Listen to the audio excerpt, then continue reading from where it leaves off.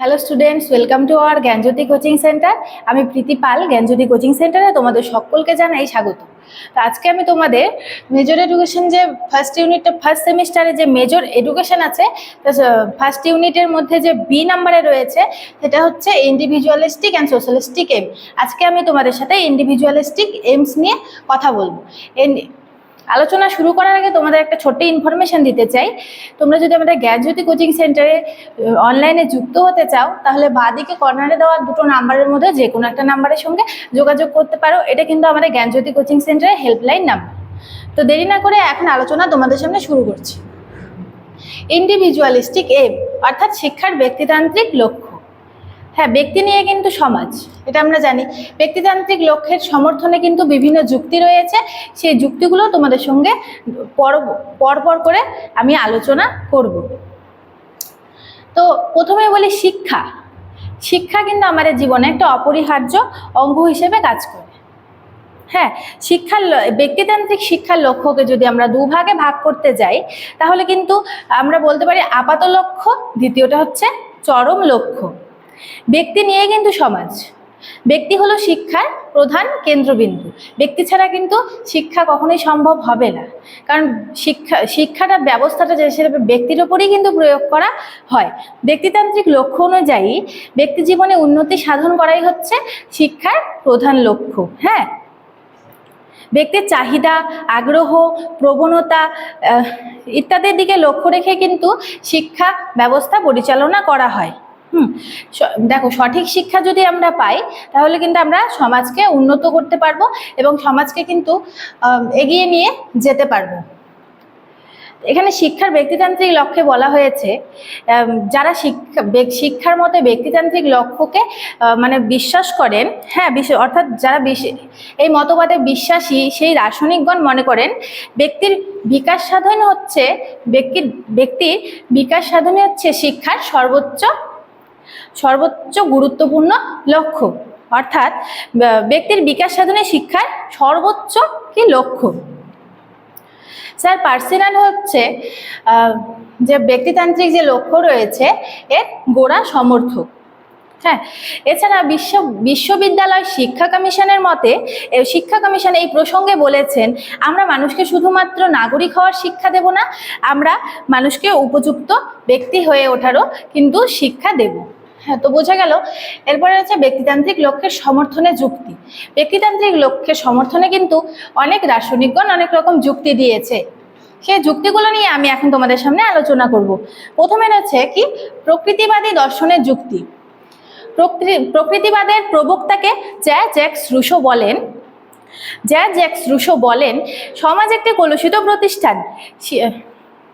শিশু কিন্তু যখন জন্মগ্রহণ করে তখন কিন্তু নিষ্পাপ হয়ে জন্মগ্রহণ করে, তার মধ্যে কিন্তু কোনো হিংসা, কলুষতা কিন্তু থাকে না।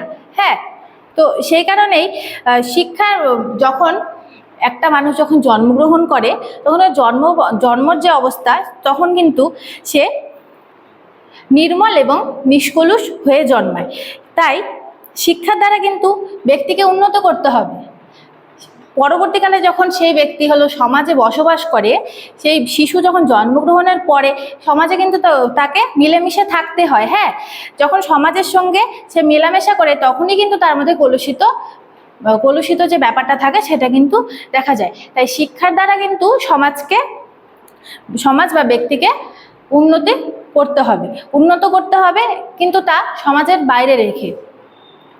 এরপরে কি রয়েছে, প্রকৃতিবাদী তো হয়ে গেছে, ভাববাদী দর্শনের যুক্তি। ভাববাদী দর্শনের যুক্তি কি? ভাববাদীদের মতে প্রত্যেক মানুষের যে আত্মা, জীবাত্মা কিন্তু পরমাত্মারই অংশ। জীবাত্মা পরমাত্মার অংশ এবং তার মধ্যে কিন্তু পরম যে ব্রহ্ম রয়েছে, পরম ব্রহ্মই কিন্তু বিদ্যমান। হ্যাঁ, স্বামী বিবেকানন্দ কিন্তু ভাববাদী দর্শনের বিভিন্ন যুক্তি দিয়েছে। স্বামী বিবেকানন্দের মতে হচ্ছে শিক্ষার লক্ষ্য হবে মানুষের মধ্যে অন্তর্নিহিত যে ব্রহ্মসত্তা রয়েছে তার বিকাশ সাধন। এবার রয়েছে প্রয়োগবাদী দর্শনের যুক্তি। প্রয়োগবাদী দর্শনের যুক্তি কি? প্রয়োগবাদী যে দার্শনিকগণ রয়েছে, তারা মনে করেন যে মানব সভ্যতা চরম উন্নতি ঘটেছে কিন্তু মানুষের দ্বারা। হ্যাঁ, তো আমাদের যে ভারতবর্ষ দেশে যদি স্বামী বিবেকানন্দ, নিউটন, আইনস্টাইন, বিদ্যাসাগর, রামমোহনের মতো যদি ব্যক্তি যদি জন্মগ্রহণ না করতো, তাহলে কিন্তু আমাদের সমাজ কিন্তু এতটা উন্নত হতো না, এবং সমাজ উন্নত হতো না। এই কারণে শিক্ষার লক্ষ্য হওয়া উচিত একক শিক্ষার বিকাশ। হ্যাঁ, প্রতিটি মানুষই কিন্তু নিজস্ব সত্তা নিয়ে কিন্তু জন্মগ্রহণ করে। প্রতিটা মানুষের মধ্যে কিছু না কিছু গুণ কিন্তু থাকে। এরপর রয়েছে হচ্ছে মনোবিজ্ঞানের যুক্তি। যারা মনোবিজ্ঞানী রয়েছে, মনোবিজ্ঞানীরা মনে করেন প্রতিটি ব্যক্তি হচ্ছে কিন্তু অনন্য শক্তি বা অনন্য সত্তার অধিকারী।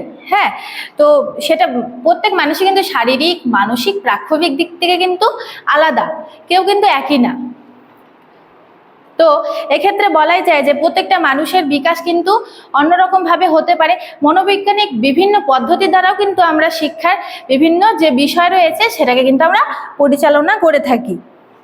প্রতিটি মানুষ যাতে নিজস্ব স্বতন্ত্র সত্তা অনুযায়ী বিকাশের সুযোগ পায়, সেটাই হবে শিক্ষার অন্যতম লক্ষ্য। এরপর তোমাদের সামনে যেটা রয়েছে সেটা হচ্ছে রাজনৈতিক গুরুত্ব বা রাজনৈতিক যুক্তি। হ্যাঁ, রাজনৈতিক যুক্তি কি? গণতান্ত্রিক যুক্তি অনুযায়ী প্রতিটি ব্যক্তির মধ্যেকার সুপ্ত যে সম্ভাবনা রয়েছে, প্রতিটি ব্যক্তির মধ্যে সুপ্ত সম্ভাবনাগুলির বিকাশ ঘটানোই কিন্তু শিক্ষার লক্ষ্য। প্রত্যেককে একটি নির্দিষ্ট মানে পৌঁছে দেওয়া কিন্তু শিক্ষার লক্ষ্য না। যে প্রত্যেককে যে একটা নির্দিষ্ট মানে পৌঁছে দেবে সেটা কিন্তু শিক্ষার লক্ষ্য না। হ্যাঁ, প্রত্যেকের ক্ষমতা অনুযায়ী তার পূর্ণ বিকাশ ঘটানোই কিন্তু শিক্ষার কি লক্ষ্য। অর্থাৎ আমরা বলতে পারি ব্যক্তি ছাড়া কিন্তু শিক্ষা সম্ভব না। কারণ ব্যক্তিকে হলো শিক্ষা দেওয়া হয় কিসের জন্য? ব্যক্তিকে শিক্ষা দেওয়া হয় যাতে সে সমাজের কল্যাণ করতে পারে, সে যাতে দেশটাকে ভালোভাবে পরিচালনা করতে পারে, সেই হিসাবে কিন্তু আমরা শিক্ষা গ্রহণ করে থাকি। শিক্ষার কিন্তু নির্দিষ্ট কিছু কিছু লক্ষ্য রয়েছে। সেই লক্ষ্য অনুযায়ী যদি আমরা ধাপে ধাপে যদি কোনো একটা বিষয় নিয়ে পড়াশোনা, ধরো আমাদের কেউ নার্সিং করতে যায়, নার্সিংয়ের জন্য পড়াশোনা আলাদা থাকে, কেউ টিচার হতে চায়, টিচারের জন্য পড়াশোনা কিন্তু আলাদা থাকে। তো শিক্ষার এরকমই বিভিন্ন অনেক রকম কিন্তু লক্ষ্য রয়েছে। তো তোমাদের যে ব্যক্তিতান্ত্রিক লক্ষ্যের সমর্থনের যুক্তি, সেগুলো সম্বন্ধে আমি বিস্তারিত আলোচনা করলাম। হ্যাঁ, এর পরের দিন আমি তোমাদের সাথে সোশ্যালিস্টিক এইমস নিয়ে আলোচনা করব। হ্যাঁ, তো আজকের মতো এটুকুই। দেখা হচ্ছে পরের ভিডিওতে। ভালো থাকো, সুস্থ থাকো। Thank you.